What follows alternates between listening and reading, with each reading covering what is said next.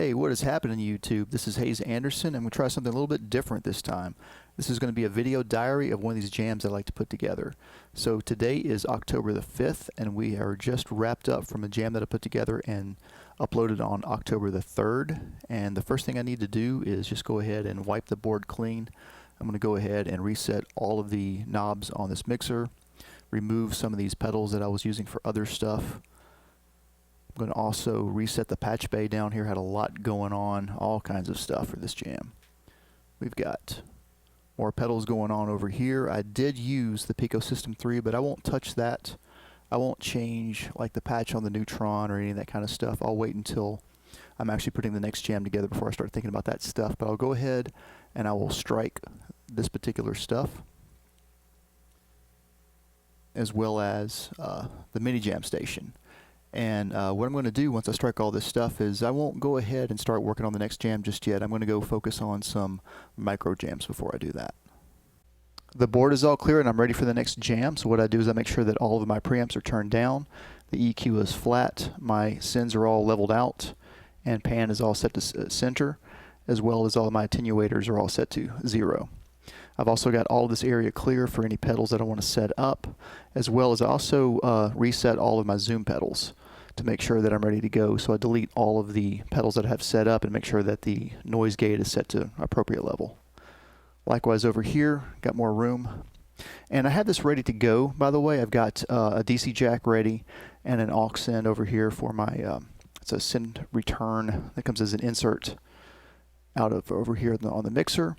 I can also have another DC jack over here to power pedals coming around this way. Down below, everything is cleared out, as you can see, ready to go. Turn the light on and do that again. There we go. I do keep these two going. This is the kick to the scope, which is usually what I keep going to the scope just for visual aid. And this is the micro jam station going to the ensemble. And speaking of the micro jam station, I just got a new pedal in. It's the Metaverse Electronics Air Trash. We'll check it out real quick.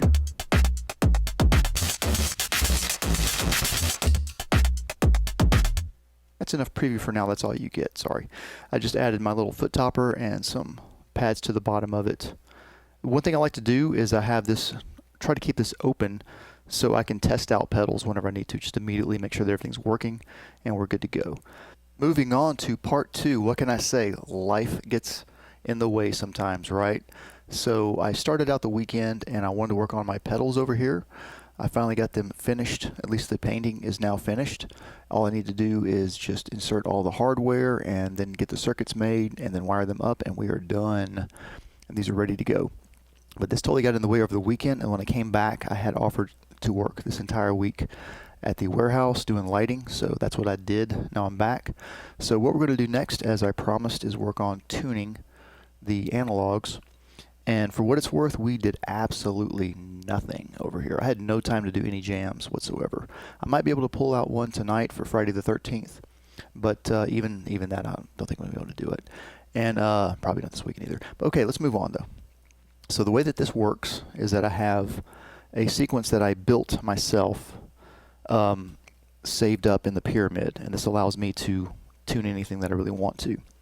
And thusly, even though these pedals are in the way right now, these enclosures I should say, I have this particular Zoom G1 on set up as a tuner. And all of the synthesizers are set to send their signal to this pedal through an aux send. So when I hit play, we should hear the K2. And I can see that it's mostly in tune. Some of that out of tuneness is because of the filter doing its thing. So what I will need to do is adjust the filter so it's not doing that, at the risk of resetting whatever patches that I have set up. But that's okay. That's all part of the fun. Okay, and then the next track is the Neutron.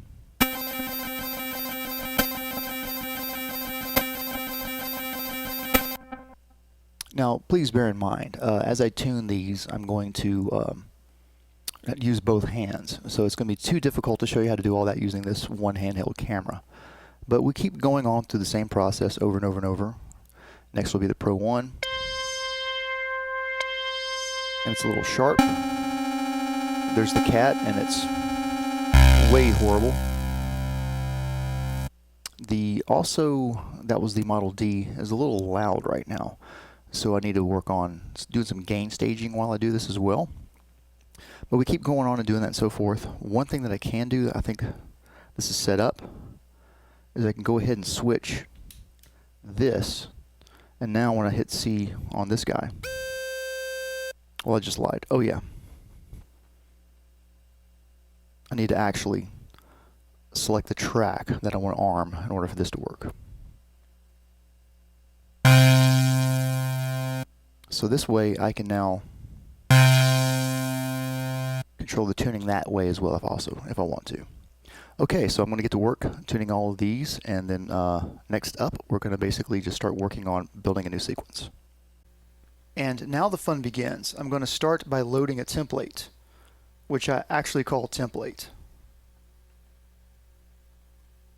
And what this does is this allows me to start with a fresh, clean slate, so to speak, but still have certain synthesizers configured and ready to go. In this particular case, I have the TT303 on the first track, the Neutron next to it, the Model D, and so forth. Then I keep these sort of blank. And on the next page, I have my drum machines. And I keep my drum machines sort of split up, so the bass drums are on the bottom and everything else is on the top, and this allows me to drop out the bass drum when I need to. If I need to drop out a snare drum, so to speak, I'll just have to set up a separate sequence, a separate pattern inside of the sequence itself. It gets a little complicated with this thing, but it's very, very powerful. And I don't really have time to explain all the details of the Squirt pyramid. But now that I have everything sort of set up here, let me get back to where I need to be. What I'm going to do is I'm going to actually use the TT303 to generate my sequences. So I'm going to switch it so it is now in control of MIDI clock, and it's right now able to send MIDI to the Squirt pyramid if I need to. Now when I hit start on this, it's going to cause its friend over here, the TT78 Beatbot, to start. And if you notice over here, the Squirt pyramid is also going. So this means that everything is responding to the TT303. So what I want to do is I want to go ahead and clear out, if I can,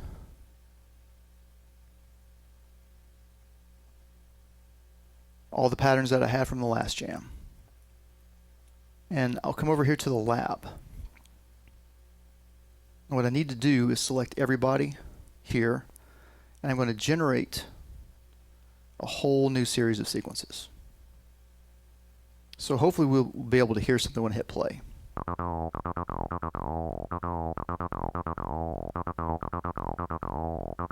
And then what I do is I just go through each one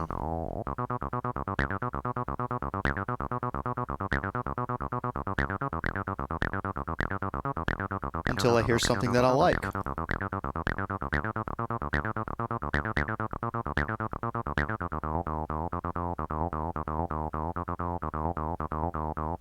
Now that's starting to pique my interest a little bit.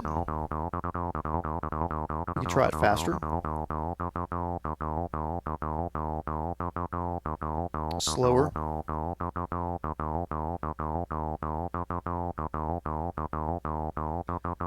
and you know what? I actually like that. It's got a nice pace about it. It works pretty well slow and kind of fast. So since I like that one, what I'm going to do is I'm going to copy. I'm going to come back down here to, I got to think for a second, track 1. I never cleared these patterns out, sorry. Let's try that again. Go back to lab. I think it was number 4. That was number 5. Copy that one again, and I'm going to save it. Not easy to do with one hand, by the way. So now I've got this ready for whatever reason. And what I can do is I can look at the notes that are being used. And it looks like it's just these 2 notes, which is not really enough to really get a scale, but it kind of is. But I'm going to move on. Let's check out, we're going to pick up from number 6. Speed the tempo up a little bit. Now something else I can do is a number of different things. I've got it set up where I can use the beatbot as a reference. I can program a kick drum very easily on this. Super easy to do.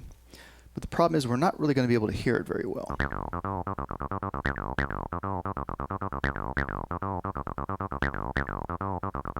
Not even at all right now. And the reason for that is because of just how I've got things wired up right now. I do apologize. But in the meantime, what I can do instead is I can switch gears over here to the Volca kick.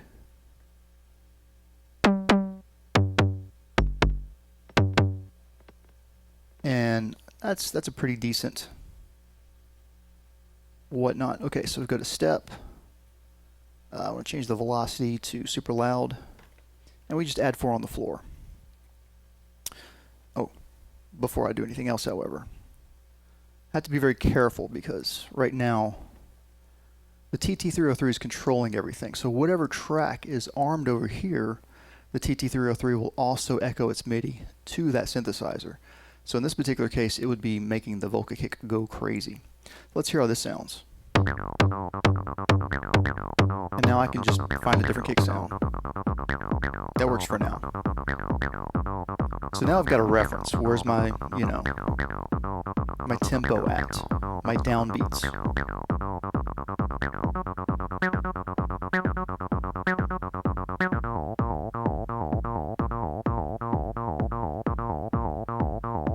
That's very interesting. It's a juxtaposition of our other one. I'm going to grab this one really quick. And we'll save that one too.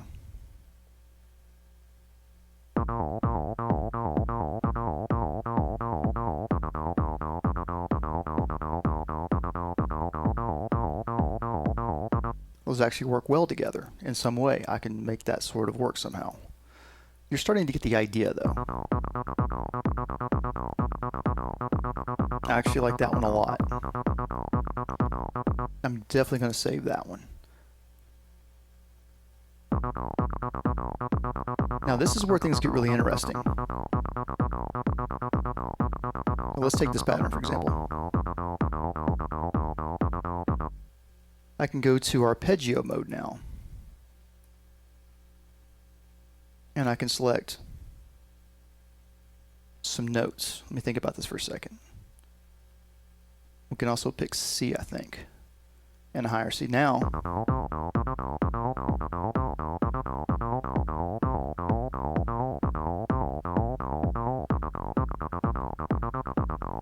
so now what I'm doing is I'm forcing each of those rhythms to go through those notes instead. So this is a very powerful synthesizer. I told people a long time ago, but nobody listens. Okay, moving on. So now that I have some things ready to go, and I will do more work to sort of vet out what I want to use. But now that I have some sequences ready to go, here's where it gets very fun.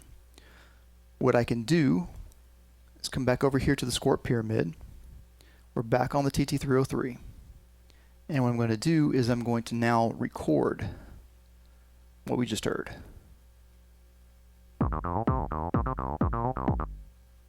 And then I'm going to do, we're going to have another pattern here we can use, pattern 2, for the same track. And then one more time for that third one.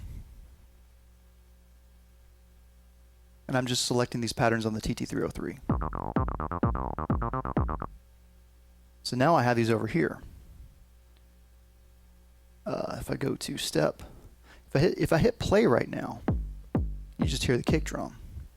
And the reason is because of how the MIDI's flowing right now. So I'm going to change that real quick. I'm going to change this over to the MIDI channel. And now I want to hit play on the Squirt Pyramid.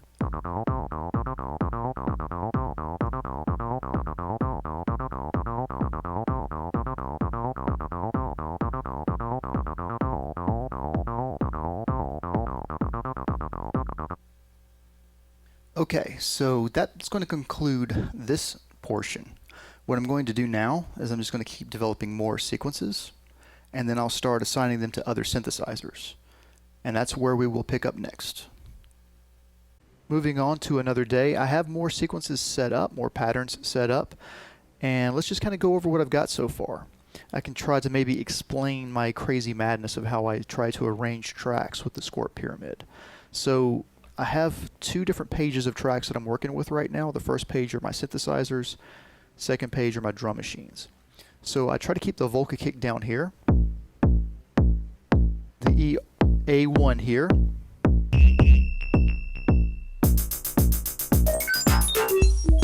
the next is the TT78, which is a little bit off right now. There we go. And then right now all I'm doing with the TR08 is this. You can hear that noise. I need to work to get rid of that. And we've also got some noise coming out of the TR09. I'll work on that a little bit later, but these are just some weird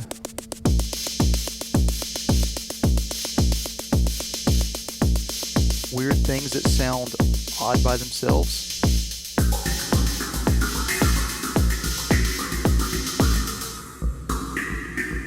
And that, my friends, is the Drumatix TR06. Going through this with some reverb.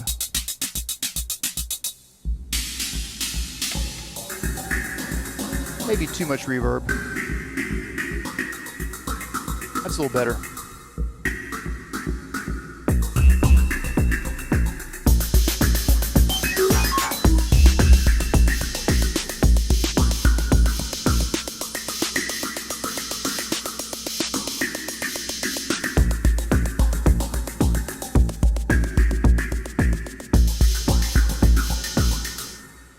You get the point. And then this track I have set up for the tracker. And right now, because it's Halloween, I've got a spooky.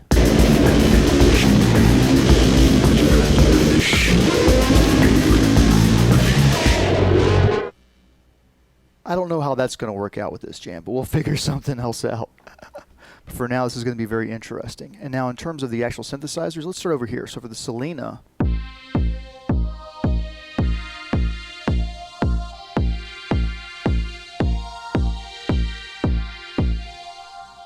and then the VC340.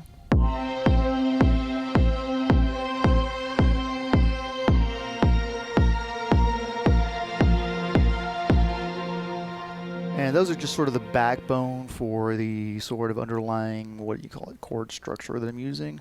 I don't even know that I'm going to have any chord changes in this one, to tell you the truth. Moving on, for the bass, I'm back to the SH01A and the Model D.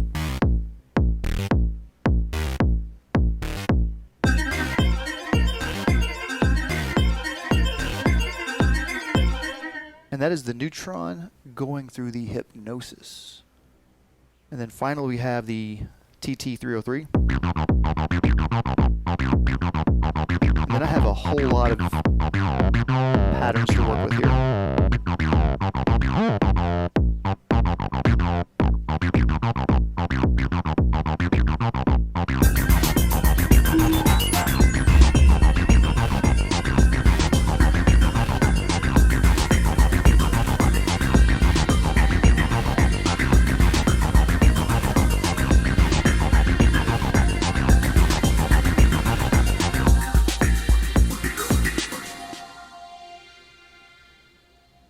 So what is next?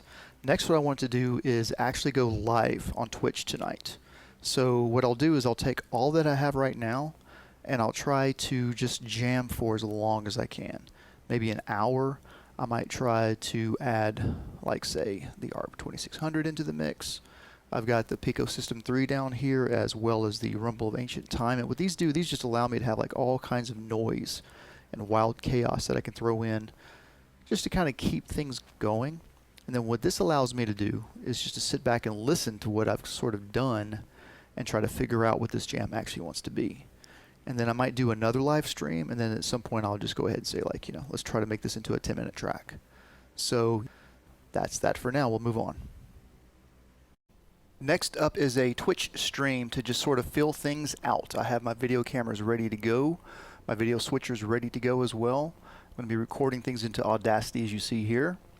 And basically what we do now is we just fill things out. We just like jam, try to go as long as possible, stretch things out as long as possible, and just try to create as much content so that I can go back and listen to it over time. And one thing I'm going to use to help, I don't recommend this all the time, just a little bit of whiskey. That will kind of help the imbibing of the enduing and all that kind of fun stuff. Let's get going.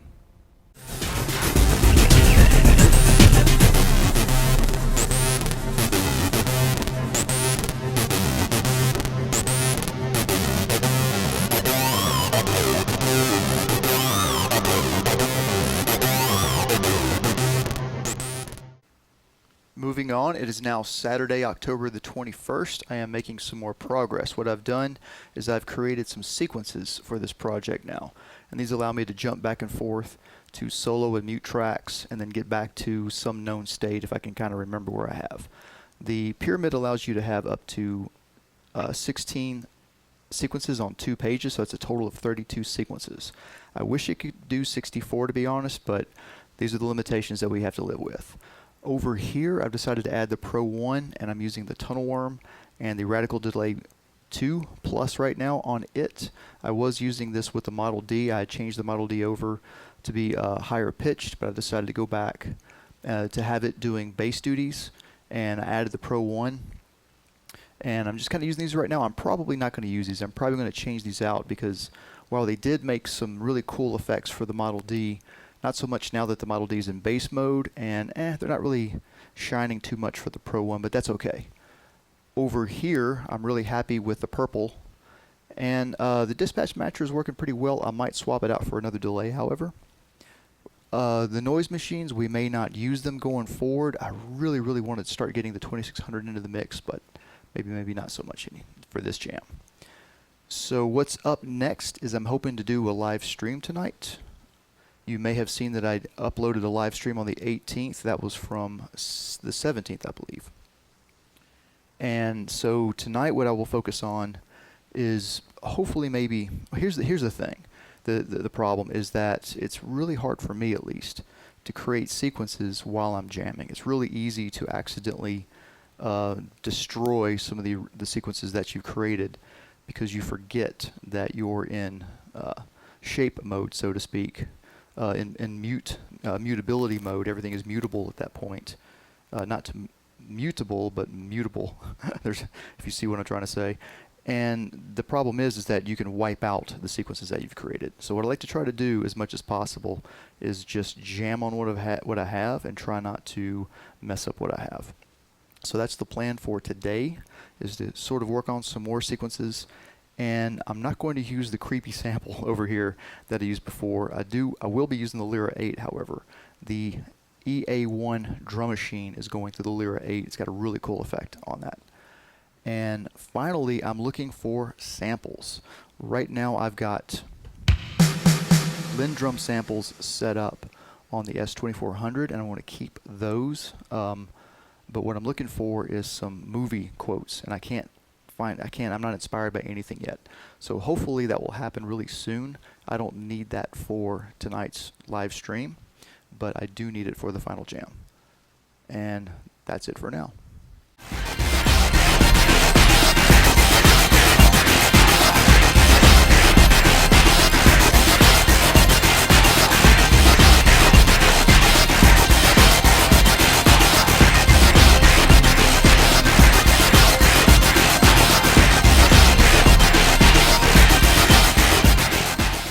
It is now October 3rd, and I'm hoping to wrap up this jam tonight. This will entail me doing a number of different takes, and hopefully there will be no mistakes. I've got this pretty much relegated down. We'll see. I may change my mind going through the first take as long as I don't make any mistakes. But the idea is that I've got all my sequences already planned and lined out. I go this way with them. I don't know why. I feel like I like to cover more ground as I go left to right, and I've got a whole other page all set up. I also have some samples set up. As you know, I used samples from the movie Big Trouble in Little China. I had to think for a second there. And let's see, what else have we done? We added the Grand Orbiter to the Model D instead of using the flanger and the delay effect that I had earlier that was going to the Pro 1. Didn't really hear it very much, and instead the Pro 1 is going to go into the Mini Chaos pad, and it's much more impactful that way. I'm probably not going to end up using the tracker for this jam. I may have wanted to use it through, like, say, something like the vocoder over here, but I'm okay with just using the synth out of the vocoder. I'm also using the Selena a little bit. Would like to use the MS1 more, not using it. I'm also not using the Ferrofish B4000 Plus. I am using the TR-06, but I'm only going to be using just the bass bot. And I still will be using the purple and the dispatch master for that. Anything else that I need to add to this? I know that there was, but I can't think right now. But so the idea, yeah, is just to do a few takes, and hopefully we will be finished up and concluded for the night. If for whatever reason I didn't do that, it's just because I felt like maybe I could do something a little bit better.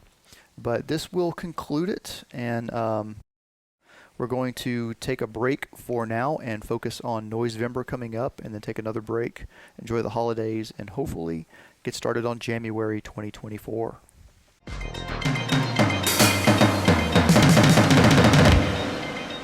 You know what old Jack Burton always says at a time like this?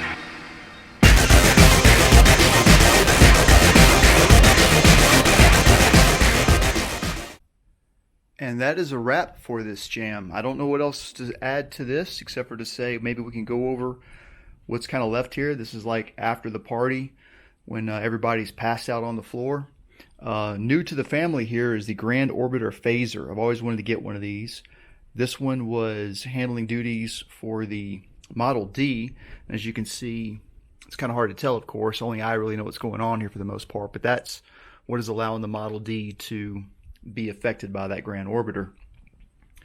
Here we got all the semi-modulars that all sound the same. I'm hoping to address that issue one day. We can have a conversation about that. For me, the real star of the show was the Montreal Assembly Purple. This thing is amazing, and you know, I kept the dispatch master over here. It adds delay and reverb. Just sounds really good. It's a real simple package. Has a lot of power in a tiny little box.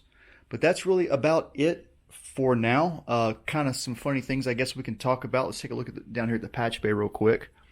What's going on here is I was routing the signals from the TR-08 and TR-09 over to some tracks so that I can use different effects than I normally do. And what's interesting enough is that I had 2 false starts, and then I did a take, and then I did a second take, but I ended up using the first take. The second take, actually some wild stuff happened. It's very easy for the purple to go out of control once it stops receiving audio. It will start self-oscillating and doing its own thing, and it's kind of hard to tell what's going on at that point. I actually thought that the TT303 was going haywire on me, but it was just because the purple was not receiving audio and it was making its own audio because it was trying to find something to track and it couldn't, I guess. It's a very, very wild beast. But as you can see here, I added some notes for myself to turn off and on, so to speak, or just control the volume of the Lyra 8 because it was a little noisy when it's up because I've got a lot of drive and feedback coming from the delays. And that's okay. You just have to know when to turn it up and when to turn it down if you can help it. You don't hear the noise once things are playing. I also marked a sample here on the S2400, so at the very end of it I knew which one to hit, provided I'm in the right bank, of course. That's happened to me many, many times where I'll be in the wrong bank, hit what I think is the right sample, it's the wrong sample. Oh well. That can run a jam sometimes. Sometimes you just got to move on.